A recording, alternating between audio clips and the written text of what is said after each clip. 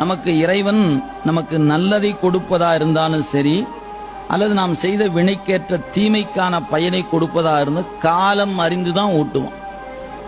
நமக்கு ஆசை இருக்கலாம், நமக்கு ரொம்ப எனக்கு உடனே கொடுத்தா பரவாயில்ல அப்படின்னு நமக்கு ஒரு விருப்பம் இருக்கலாம். நாம விரும்புறதுனால உடனே கொடுக்கவோ வேண்டாங்கனால விட்டுவிடவோ இறைவன் செய்ய மாட்டார். ஏன்? இந்த உயிருக்கு என்னென்ன வகையான இன்பத்தை, என்னென்ன வகையான துன்பத்தை, எந்த வகையால ஊட்டுவது என்பதை அவன் ஒரு அட்டவணை போட்டு வச்சிருக்கிறான். அந்த காலம் இருக்கிறது.